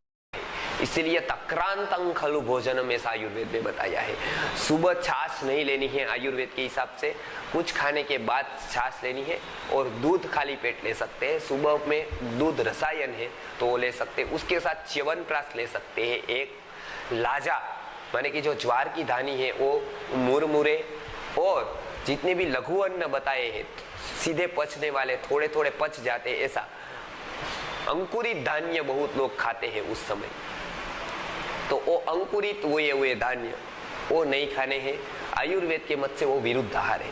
नेचुरोपैथी में उसका वर्णन है, लेकिन आयुर्वेद के उपदेश में वो खाने का मना है। 9 प्रकार के विरुद्ध अन्न में उसको विरुद्ध अन्न गिनाया गया है, वो मध्य अवस्था वाला है।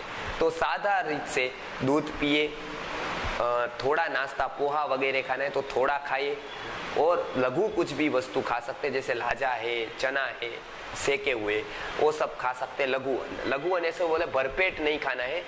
एक पेट को कल्पना करें, उसका 1/4 भाग भर जाए तो उसको लघु अन्न बोलते हैं, और 1/2 भर जाए उसमें तो उसको पूर्ण भोजन बोलते हैं। भरपेट आयुर्वेद में खाने का मना है। भरपेट तो कभी कुछ भी नहीं खाना है, क्योंकि अग्नि हमेशा प्रज्वलित रहनी चाहिए। तो आयुर्वेद में एक स्टमक है, एक आमाशय है, उसके 4 भाग की कल्पना करने को बोला है। उसमें 2 भाग फूड से भरे, माने सॉलिड फूड से, 1 भाग लिक्विड से भरे, और 1 भाग वायु के आवागमन के लिए खाली रखे। लघु आहार के लिए 1 भाग उसका सॉलिड से भर सकते हैं या लिक्विड से भर सकते हैं, 2 भाग खाली रखने, उसको लघु अन्न बताया है। तो सुबह में लघु अन्न जो भूख लगे तो ही लेना है। भोजन तो 3 बार नहीं करना है, द्विर भोजनम ऐसा भी बताया है षडमूत्री माने कि 6 बार मूत्र प्रवृत्ति हो वो स्वस्थता है, 2 बार भोजन करे वो स्वस्थ है, 2 बार मल प्रवृत्ति कर सकते हैं वो स्वस्थ है। ऐसे आयुर्वेद में स्वास्थ्य की व्याख्या बताई गई है। तो इस हिसाब से रहे तो सुबह का ये हो गया। मध्यचर्या में 10:30 से 12 बजे भोजन, वो भोजन में अन्न में सबसे अन्न श्रेष्ठ है चावल। तो उसमें लोहितशालयः शुकधान्या नाम ऐसा चरक सूत्र है। चरक सूत्र में जो सूत्र स्थान का 25वां अध्याय है उसका नाम है यजः पुरुषी अध्याय। उसमें किस धान्य में कौन सा श्रेष्ठ है, कौन सी दाल में कौन सी श्रेष्ठ है वो सब बताया गया है। तो उसमें से बताया गया लोहितशालयः माने कि रक्त लाल कलर के जो चावल आते हैं उसको 60 दिन में पकते हैं, इसीलिए उसको षष्ठीशाली बोलते हैं संस्कृत में। गुजराती में उसको या हिंदी में उसको 60 चावल बोलते हैं, 60 दिन में पकते। वो चावल आरोग्य के लिए सबसे श्रेष्ठ है। इसीलिए हमारे यहाँ भोजन का जो भी मंत्र आया है उपनिषद में उसमें ओदन ही बताया है, ओदन के ही बात आई है। तो सबसे श्रेष्ठ जो अन्न है वो ओदन है, उसका सेवन करें। दूसरे नंबर पर जव आता है, तो जव का सेवन कर सकते हैं, वो बहुत ही अच्छा है जव, उससे आम नहीं बनता है। तीसरे नंबर पर गेहूं या बाजरी है। बहुत लोग बताते हैं गेहूं बाहर से आया है, तो बहुत विवाद है गेहूं के ऊपर, लेकिन हमने जो संशोधन किया है सालों से, हमारे गुरुजी ने जो बताया है, तो हम संस्कृत भाषा को आयुर्वेद के ग्रंथ संस्कृत भाषा से पढ़ते हैं, संस्कृत माध्यम से पढ़ते हैं। किसी का अनुवाद पढ़ लिया, किसी का, ऐसा नहीं करते, क्योंकि हम आयुर्वेद और संस्कृत दोनों जानते हैं। तो संस्कृत का जितना अध्ययन करके हमने देखा जितने भी, तो गोधूमः ये शब्द गेहूं के लिए ही प्रयुक्त हुआ है।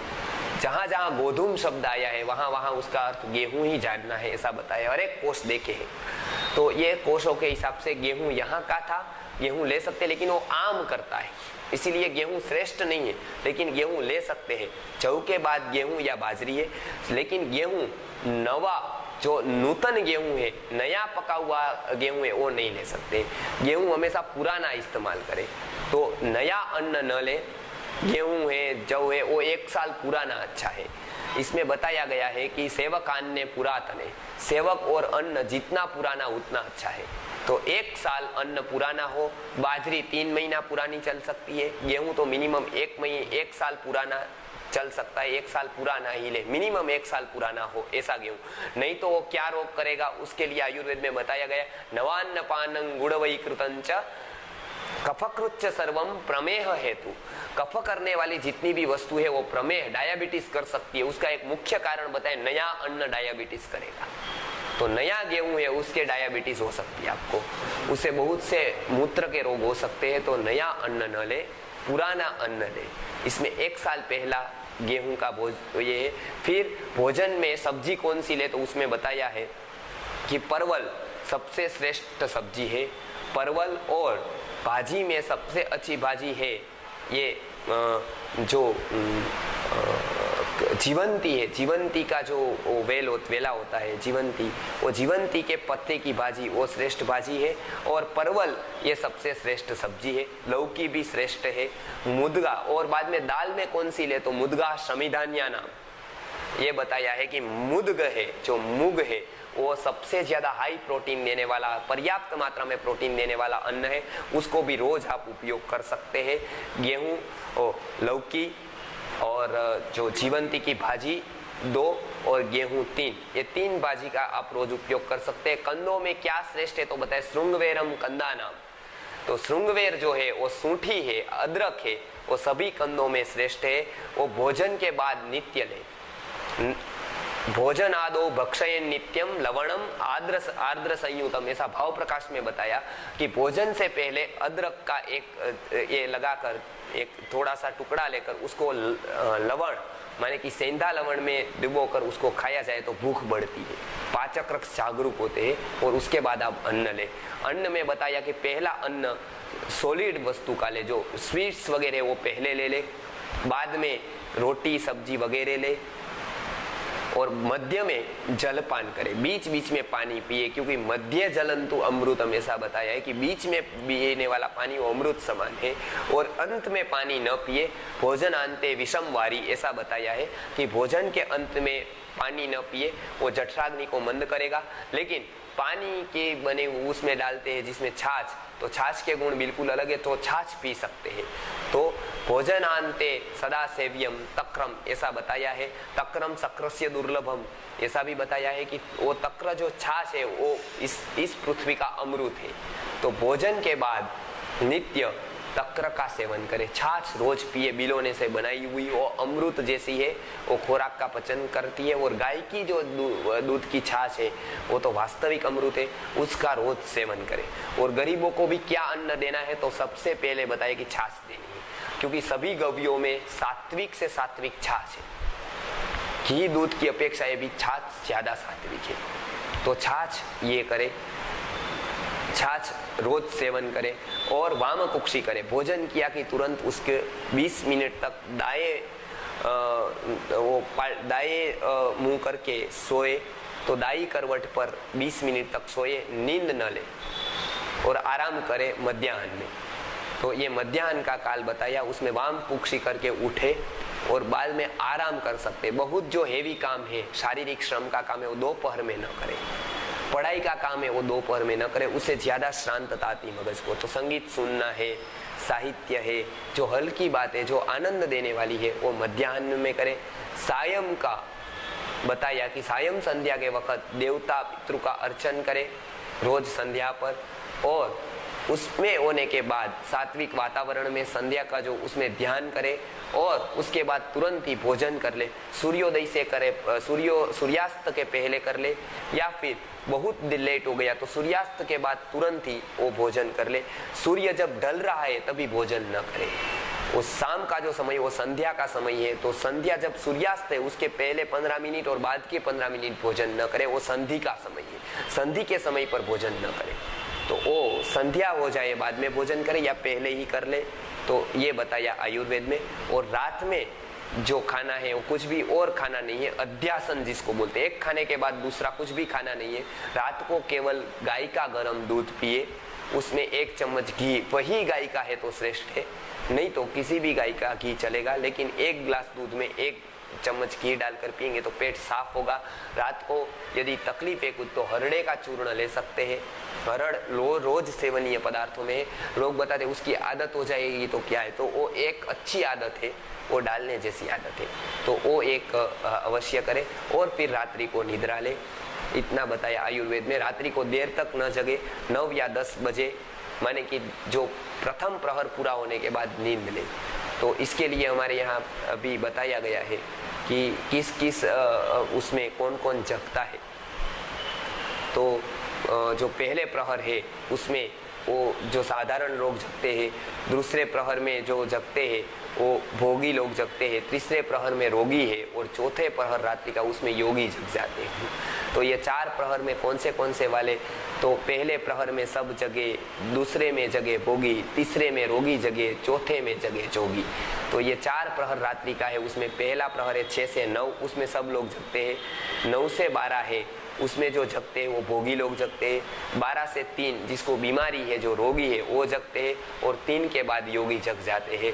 तो या निशा सर्वभूतानाम यस्याम जागृति संयमी यस्याम जागृति भूतानी सा निशा पश्यतो मुने से भगवद गीता में भी बताया गया है कि सब लोग जब सोते तब योगी जग जाता है। तो ब्राह्म मुहूर्त में फिर जग जाए। जितनी निद्रा स्वस्थ होगी उतना ही आपका शरीर स्वस्थ होगा, उतना ही मन स्वस्थ होगा। निद्रा जिसने जीत ली है वो अध्यात्म में चल सकता है, अध्यात्म के आगे बढ़ सकता है। इसीलिए अर्जुन का एक नाम गुडाकेश है, जिसने निद्रा जीत ली है। तो निद्रा के ऊपर विजय पाने के लिए पूरा दिन स्वस्थता से रहे तो निद्रा ठीक आएगी, डीप स्लीप होगी।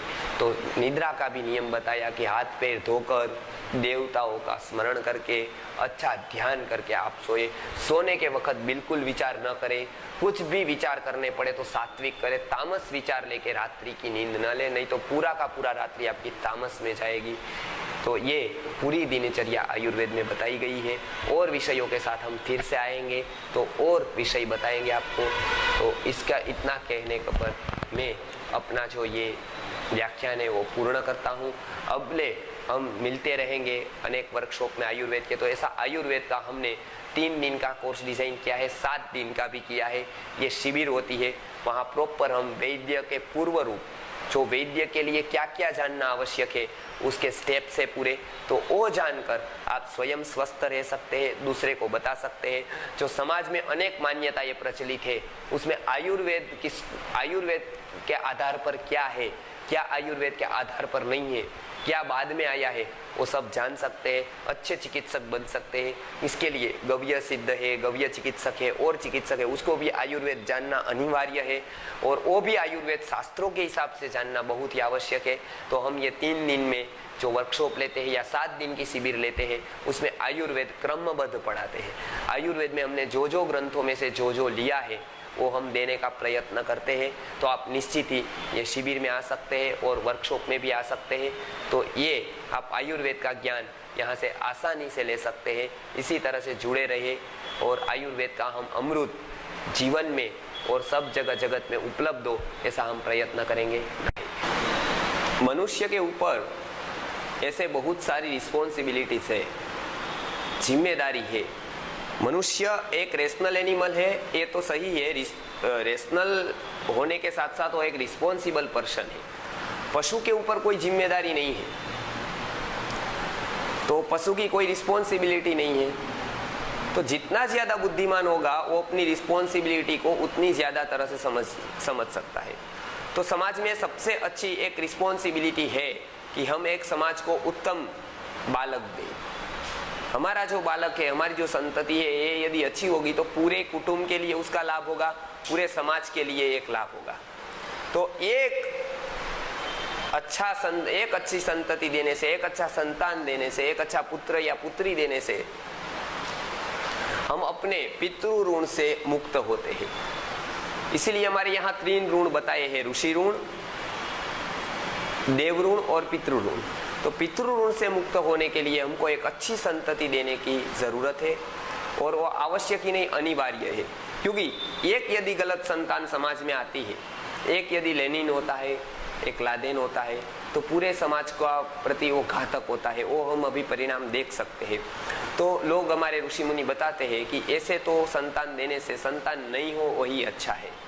तो आदर्श पुत्र कैसा होना चाहिए, ऐसे शास्त्रों में बहुत सा वर्णन बताया गया है। वो कैसे प्राप्त हो उसकी भी विधि बताई गई है। इसीलिए राम, कृष्ण, बुद्ध, महावीर, ये विधि समाज में जीवंत होने से ये सभी महापुरुषों का अवतरण हुआ है। आयुर्वेद और शास्त्र का अध्ययन करने पर हमको दिव्य आत्मा अवतरण कैसे करे, उनका पूरा मार्गदर्शन इन शास्त्रों से मिलता है। तो एक हमारा सबसे बड़ी जो एक हमारी रिस्पॉन्सिबिलिटी है, हमारी जो जिम्मेदारी है, वो दिव्य आत्मा का अवतरण कराए, एक अच्छे पुत्र को जन्म दे या पुत्री को जन्म दे, अच्छी संतति को जन्म दे। ये बहुत आवश्यक है, ये समाज के लिए बहुत ही उपयोगी है, समाज को स्वस्थ रखने के लिए बहुत ही आवश्यक है। इसके लिए शास्त्रों में पहले से ही उपाय बताए गए हैं। तो बच्चा जब गर्भ में आता है उसके पहले की चर्या, माने कि गर्भाधान पूर्व की चर्या, गर्भाधान माने कि जो गर्भ रह गया है उसके दौरान क्या क्या ध्यान रखना है, और तो प्रेगनेंसी के दौरान क्या ध्यान रखना है ड्यूरेशन में, और आफ्टर डिलीवरी क्या ध्यान रखना है, नॉर्मल डिलीवरी कैसे हो, वो उसका पूरा का पूरा समाधान आयुर्वेद के ग्रंथों में दिया गया है। जैसे चरक संहिता में बताया है, गर्भिणी परिचर्या भाव प्रकाश में बताई गई है, वाग्भट में बताया गया है। तो अनेक ग्रंथों में ऐसे, आयुर्वेद के ग्रंथों में और दर्शन शास्त्र के ग्रंथों में भी गर्भिणी की परिचर्या बहुत जगह पे मिलती है। ऐसे वेदों में भी बहुत सारा वर्णन गर्भ के ऊपर है, गर्भ सूक्त है, रक्षोघ्न सूक्त है, अनेक प्रकार के अथर्ववेद में उसके सूक्त आए हैं। तो पहले तो सबसे पहले ऐसा बताया है कि पूर्वचर्या, जैसे कि कोई भी बच्चा बाय चॉइस आना चाहिए, बाय चांस नहीं। आज जितने भी आते हैं वो एक्सीडेंटली बाय चांस आ जाते हैं, बाय चॉइस नहीं आते हैं। और उसके विषय में भी बहुत महत्वपूर्ण बात ये है कि दोनों पति पत्नी का अंडरस्टैंडिंग होना चाहिए, तो ही एक दिव्य आत्मा का अवतरण, एक अच्छा संतान हम ला सकते हैं, एक अच्छी संतान दे सकते हैं। ऐसी अनेक संतानें अंतरिक्ष में घूम रही है। महर्षि अरविंद ने बताया है कि अनेक दिव्य आत्मा आज पृथ्वी पर अवतरने को तैयार है, लेकिन उसको गर्भ नहीं मिल रहा है उनके योग्य। तो अति निष्कृष्ट, अति तामस या अति जो निम्न कक्षा की आत्मा होती है उनको भी जल्दी शरीर नहीं मिलता है, और अति उत्कृष्ट आत्मा होती है उसको भी जल्दी शरीर नहीं मिलता है, क्योंकि साधारण लोग साधारणतया ज़्यादातर संख्या में होते हैं। तो नॉर्मल लोगों को ज़्यादा आसानी से गर्भ की प्राप्ति होती है, लेकिन दिव्य आत्माओं को उतना अच्छा जब तक ये नहीं मिलेगा, अच्छा वातावरण नहीं मिलेगा, अच्छा कुटुंब नहीं मिलेगा, अच्छा परिवार नहीं मिलेगा, तब तक वो जन्म नहीं लेते हैं। तो ऐसी दिव्य आत्माएं बहुत सी अवतार होने को अभी राजी है, अभी तैयार है, लेकिन उसके योग्य अनुसार हमको वातावरण तैयार करना पड़ेगा। तो माता और पिता को या स्त्री और पुरुष को माता और पिता बनने के लिए तैयार होना पड़ेगा। इसके लिए बहुत सा मार्गदर्शन शास्त्रों में दिया गया है। इसमें से पति पत्नी की पूर्व समझ ये बहुत आवश्यक है। इसीलिए हर एक बच्चे का जन्म बाई चांस नहीं, बाई चॉइस होना चाहिए। ये पहली बात है। उसका प्लानिंग होना चाहिए, क्योंकि बिना प्लानिंग से आया हुआ बच्चा लादेन या स्टालिन बन सकता है, प्लानिंग से आया हुआ बच्चा महापुरुष बन सकता है। तो वो बाय चांस नहीं, बाय चॉइस होना चाहिए। दोनों को समझ होनी चाहिए, दोनों ने निर्णय लेना चाहिए और बाद में ही भविष्य का प्लानिंग करना चाहिए, बच्चे के बारे में प्लानिंग करना चाहिए। और आयुर्वेद के हिसाब से जो गर्भ की पूर्वचर्या बताई गई है उसका हम ऐसे 3 दिन का सेमिनार वर्कशॉप करते हैं। ये 3 दिनों में आयुर्वेद में और दूसरे शास्त्रों में क्या क्या बताया गया है गर्भ विज्ञान के बारे में, वो पूरा का पूरा गर्भ विज्ञान हम वहाँ पर समझाने की कोशिश करते हैं। 3 दिन के इस हमारे वर्कशॉप में आयुर्वेद के जो MD डॉक्टर है, MS है, आयुर्वेद के जो गायनेकोलॉजिस्ट है और एलोपैथी के जो भी गायनेकोलॉजिस्ट है वो भी इसमें पार्टिसिपेट होते हैं। बहुत शास्त्रों की बातें जानने को मिलती है, नई नई बातें। तो हम ये पूरा सेमिनार या वर्कशॉप का पूरा आयोजन करते हैं, जिससे कि समाज में ये बाबत में अवेयरनेस फैले। पूर्व में क्या करना है, गर्भ के दौरान क्या करना है और आफ्टर डिलीवरी क्या ध्यान रखना है, और नॉर्मल डिलीवरी आए इसके लिए क्या क्या ज़रूरी है, और सबका मार्गदर्शन देते हैं। और ऐसे हमारे पास हज़ारों केस आए हैं कि जिसने नॉर्मल डिलीवरी हुई हो और बच्चे भी स्वस्थ रहे हो, बिना वैक्सीनेशन के वो लोग अपनी अच्छी से अच्छी तंदुरुस्ती पा सकते हैं। तो ऐसे अनेक प्रयोग हमने किए हैं। तो आज मैं बात कर रहा हूँ कि वो भगवान जो बताते हैं कि कोई भी व्यक्ति, कोई भी आत्मा वो मरता नहीं है, वो अमर है। तो कहीं था और यहाँ आ रहा है, तो वो अपना मेंटालिटी, अपना विकास लेकर आ रहा है। तो उसके अनुसार हमको वातावरण तैयार करना होगा। तो इससे पहले हमको शरीर स्वस्थता आवश्यक है। तो जब भी ये गर्भाधान का आयोजन करें तो उसमें एक बात ध्यान रखें, शरीर में कोई रोग नहीं रहना चाहिए। यदि कोई डिसीज है, यदि कोई रोग है तो उसकी पहले चिकित्सा करें और बाद में ही गर्भाधान का प्लानिंग करें। तो पहले तो वो शरीर की चिकित्सा अति आवश्यक है, तो पहले वो चिकित्सा करें। फिर पंचकर्म से स्त्री की जो कोष्ठ शुद्धि है वो करे और पुरुष की जो वो जो ओज शुद्धि है, वीर्य शुद्धि है वो करे। दोनों को बस्ती दे और पंचकर्म के हिसाब से जो पंचकर्म का तज्ञ होगा वो बताएगा आपको कि पंचकर्म में कितनी बस्ती देनी है और कितना नस्य वगैरह करना है। आयुर्वेद में बहुत संतति स्वस्थ हो इसके लिए अलग अलग प्रकार के नाक में ड्रॉप्स डालने के बताए हैं, अनेक वनस्पतियों के रस बताए हैं। तो वो आप प्रयोग कर सकते हैं कोई तज्ञ वैद्य की सलाह के अनुसार, अथवा हमारे पास से भी आप सूचन ले सकते हैं। हम इसके लिए अनेक जगह पर वर्कशॉप करते हैं, अनेक जगह पर फ्री मार्गदर्शन हम देते हैं, तो ये भी आप ले सकते हैं। तो ये तीसरी बात, दिव्य आत्मा का अवतरण वो बहुत आवश्यक है।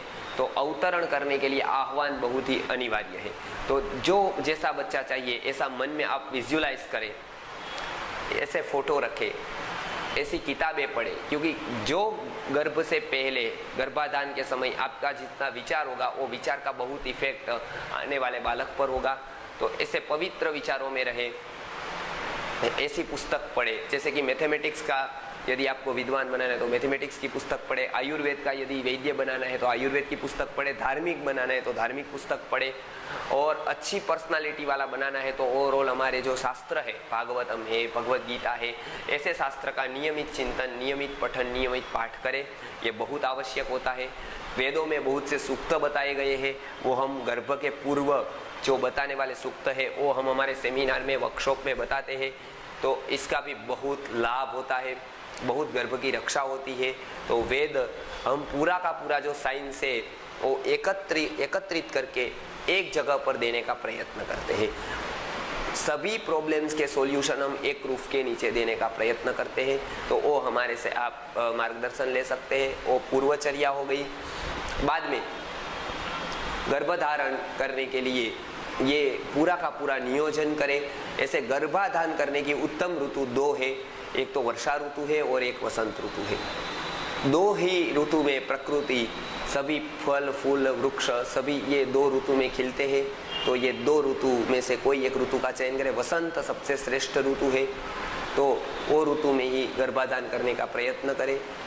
और ये दो ऋतु कुदरत ये दो ऋतु में नवजीवन देती है, तो कोई भी पदार्थ की या वृक्ष वनस्पति की उत्पत्ति पुष्प पल्लवान्वित, उसमें पुष्प आते हैं, फल आते हैं, पौधे को पत्ते आते हैं, वो वही ऋतु में आते हैं, तो वो ऋतु में आप आयोजन करें। उसके बाद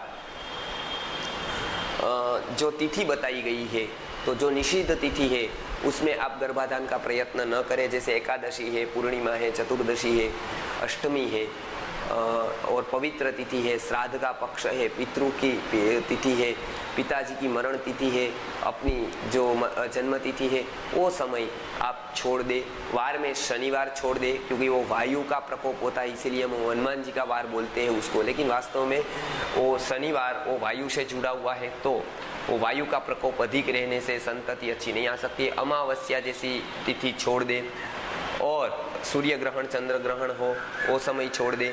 अच्छा, तो ये जो शास्त्रों में बताई गई है उचित तिथि, उसमें गर्भाधान का प्रयत्न करें। और शास्त्रों में बहुत सी बातें बताई गई है, जैसे कि स्त्री का मेंसिस ठीक हो तभी प्रयत्न करें। मेंसिस ठीक न होने से बहुत से रोग स्त्री को हो सकते हैं और आगे आने वाली पीढ़ी को बहुत नुकसान आ सकता है। इसीलिए मेंसिस ठीक करने की आयुर्वेद में बहुत सी दवाई बताई गई है।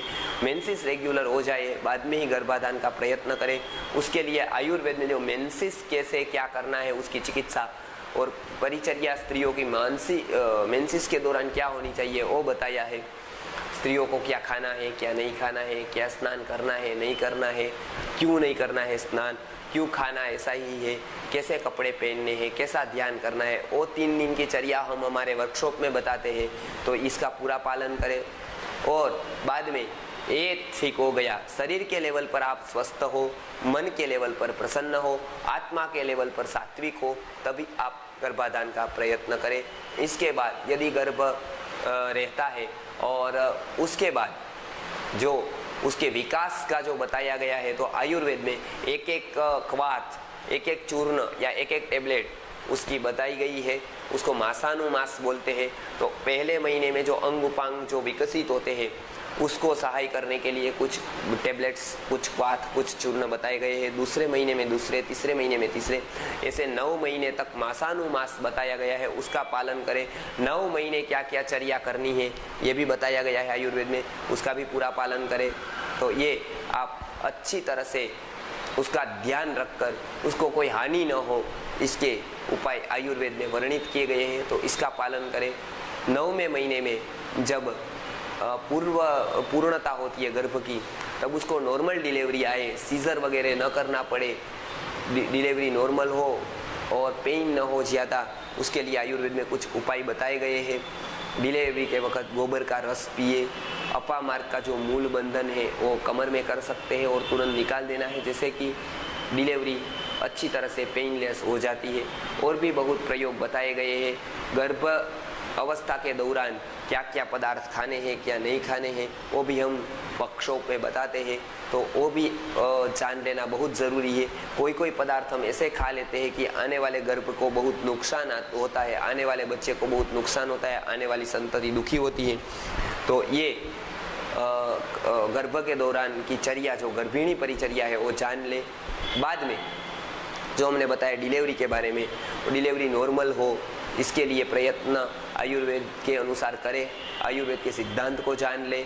और डिलीवरी होने के बाद स्त्री को रोग न हो इसके लिए हम बहुत सा सूंठ देते थे उसको, और उसको सूंठ खानी पड़ती थी, उसको मालिश करते थे, उसको अच्छी तरह से रखते थे, रक्षोघ्न धूप वगैरह पूरे वातावरण में धूप रखते थे, उसको एक कमरे में सुलाते थे क्योंकि उनको बच्चे को इन्फेक्शन न लगे, माता को भी इन्फेक्शन न लगे और जल्दी से जल्दी वो स्वस्थ हो जाए। इसीलिए प्रसूताचर्या, प्रसूतागार का वर्णन आयुर्वेद में है, उसके हिसाब से हम उनका भी मार्गदर्शन वर्कशॉप में करते हैं।